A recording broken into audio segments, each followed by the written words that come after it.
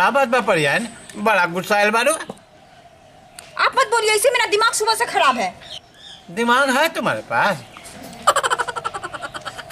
ना ठीक बा ठीक बा ठीक बा।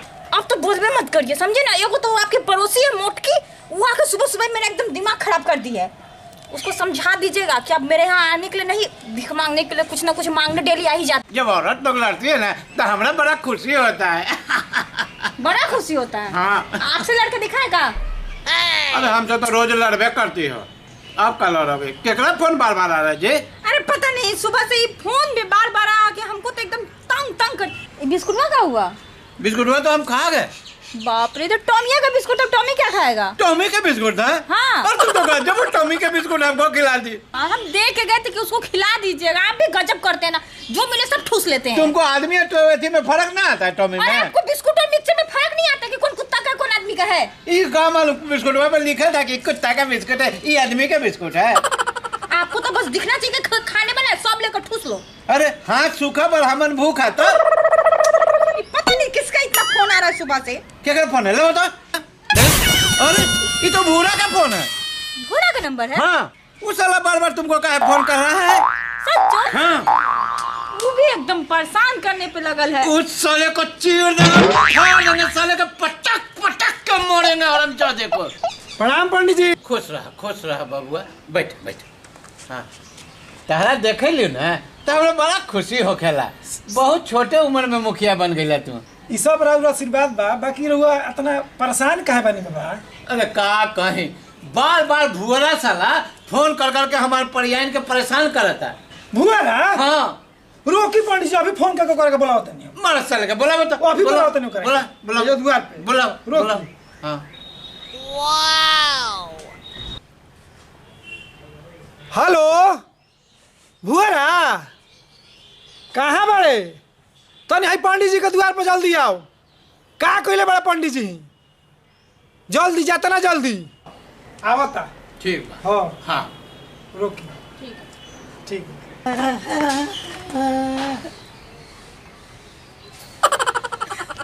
देखा तेरा लौंडेगिरी ये कर। देखा कैसे लौंडेगिरी करेला। ये लौंडा 25 ही बनल चला था। बड़ा मुखिया जी, हमारा काहे के बोले नहीं है।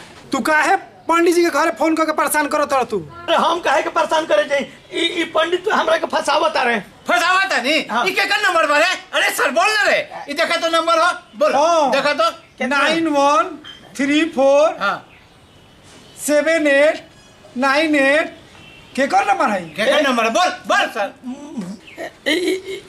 ई नंबर तो बुझाता रिलायंस के, बुझाता रिलायंस के। हाँ रिलायंस के बनाएगा बोका तो ना बना है रे। रिलायंस के ना तो वोडाफोन के, वोडाफोन के। वोडाफोन के हाँ बनाइबा तू हमरा के लिफाफा। तो हम माय गांव के लिफाफा बना के मुखिया बनानी आ तू हमरा के लिफाफा बना दो। तोरे नंबर हनु रे, बोलबा झूठ। एकरा तो छोड़ब सर, जकरा तकरा के परेशान करे चलता। बोका बनावे चलल मारे हम वो ई नहीं समझता कि मुखिया माय गांव के बोका बना के मुखिया बन गए। इलान फान देवानंद छोड़ी और सीधे पंचायत बुलाई। पंचायत तो हम बोलवा दे पंडित हाँ जी। बोलवाए तो। बाकी पंचायत में जो गलत साबित होई हाँ 50 जूता उनका पड़। हमारे सर के 50 जूता। ठीक बा। आई 50 जूता बुझाता के भोरे के पड़। हाँ हाँ एकदम। हाँ हाँ ठीक बा पंडित जी। हाँ, हाँ। काले हम सरपंच साहब के बुला लेते हैं। हाँ, हाँ। कल 9 बजे की डेट रख देते नहीं। हाँ, हाँ। आज आके हमनी के पंचायत हाँ खोल देते हाँ हाँ हाँ तब रे भुआरा सच बात मानो। हाँ ठीक बा मुखिया जी। कल पंचायत में भुअरियो रही न। मौसी के बुला ली है, मौसी के। हम जानते नहीं कल 9 बजे आई। ठीक बा ठीक ठीक बा। बानू सरपंच साहब के लिए। हाँ ठीक बा ठीक बा। ठीक बा प्रणाम। खुश रहा। मेरी हम हो जाता नहीं, काल मिलल जाई। देखिए तोरे सारे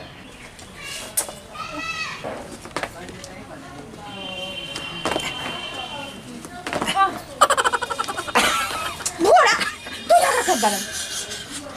तोरे भी नहीं काम बा। देख पंडित जी देख लेना, तोरो कुटिया हमरो कुटी। अरे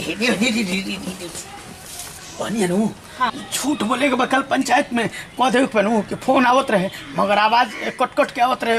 गिड़बिड़ सिबड़ी तो ना बुझाई के कर फोन हो। ना हम पंडित जी से झूठ ना बोलब। सुन तोरा के पैसा देता नहीं पाउडर क्रीम किन ली है तर मानियो ना ना ना हम ना माने हम पंडित जी से हम झूठ ना बोलब। देखते पंचायत के बात बा। अरे पंडित जी आज में तुम मरद बने। अरे देख, अरे याद कर जहिया कुंवार रहलू आ पंडित से पहले हमार रहलू। पंडित जी आ जाए तो तोहरो कुटिया हमरो धोके कूट दी खल लोढ़ा में। ए बुरी, अरे तो हमारी इज्जत तोरे हाथ में बा। देख बात काहे नहीं कुछ समझो। हमने के तो पहले की प्रेमिका अब प्रेमी है जा। अब तू हमारी इज्जत ना बचेबे तो के बचाई। अगर सच्चा प्यार करो तू तो बचा लिए। लेना 500 रुपया छोड़ा, मिठाई खा लिए। कल झूठ बोल दी है। ठीक बा जा बोल दे बनू जा। सच्चा। अरे जा नहीं यहाँ से। लिपस्टिक हो जाए। देख लेनी मुखिया जी आ गई, सरपंच आ गई और सर बुआरा अभी तक आयल नहीं खे। बतावा तो जरा। बाप का नाम सागपत अब बेटा के नाम परवर। बड़का सर VIP के दुम बनाता। बताए तो जरा मुखिया सरपंच से बढ़ के हो गई बाबू।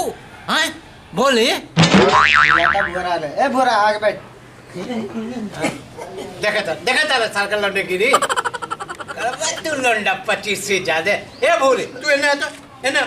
ए पंडित जी ओके करता। हम कहाँ बैठे? कुर्सी है हमार।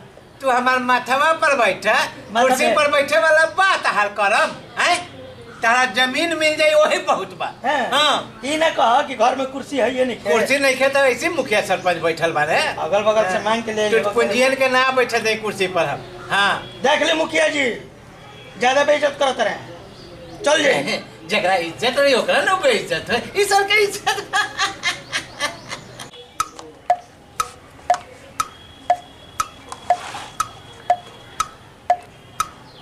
तब तो सब समझ में आ गई नु। हाँ हमरा के मैटर समझ में आ गई। हाँ अब यहाँ ई करे के बा ई मैटर में केहू जो गलत साबित होती है जी जी ओके 50,000 जुर्माना भरे के पड़ी जी सर। आ या फिर 50 जूता खाए के पड़ी। जी जी ठीक बा जी।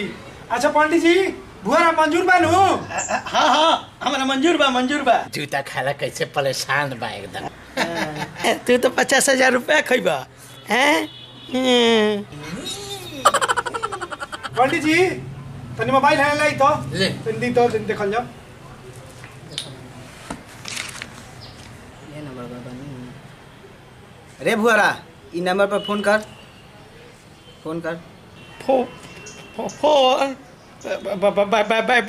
बैटरी कम बा। करबे नाटक फोन कर। साल नौटंकी करता है। फोन करबे भुआरा ई करबे नौटंकी। तोरा फोन करे कहता नु कर के जल्दी। ए जे पता चल दी तो आवाज से पकड़ा जाई। आवाज से तो अगर पता चल जाई। आवाज पहचान जाइएगा तबे दूध का दूध और पानी का पानी पता चल जाएगा। ए परियान हाँ जरा आवाजवा पहचान ली। हाँ हाँ हम पहचान लेंगे, आप हाँ। टेंशन मत लीजिए। अच्छा ठीक है। हाँ करे भुआरा फोन कर तो।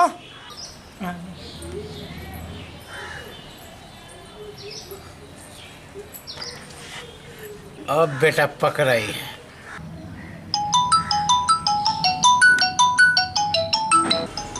अब सर के पता चले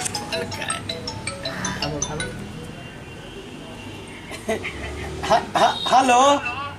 हाँ मुखिया जी प्रणाम। हाँ आवाज ये रहल का पहचाना। आवाज ये नु रहे नु पंडित आइन। हाँ बोलना आवाज वो है। हाँ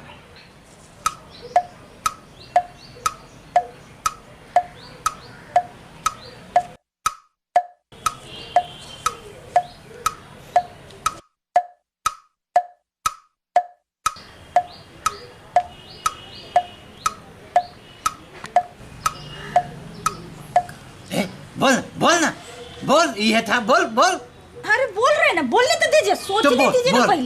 पहले सोचेंगे तब ना, याद करने दीजिए अच्छा से। आवाज कुछ समझ में नहीं आ रहा था, काहे कि कट के आवाज आ रहा था, इसीलिए थोड़ा सा कंफ्यूज है हम कि यही था कि नहीं था, था नहीं था, इसी में हम थोड़ा कंफ्यूज हो गए हैं। इसलिए शायद इसका आवाज नहीं ही था।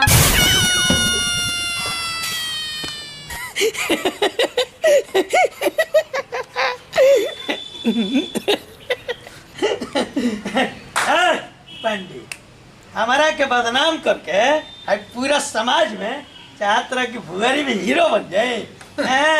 ऐसा हो ही ना होखे ना दे। देख लो मुखिया जी हम निर्दोष पानी की ना। पंडित जी रहुआ तो गलत साबित हो गई। अच्छा ये बताई कि शर्त के मुताबिक रहुआ 50,000 रुपये देम कि 50 जूता खाई, ये बताई। मुखिया जी न सरकार से आवासीय योजना के लाभ मिलल, न कोरोना में कुछ प्राप्ति भइल, न चुनावे में कोई फायदा भइल। तो सुनी नु 50,000 एक गरीब पंडित के पास कहाँ से है? दूसर के आइडिया ठीक बा।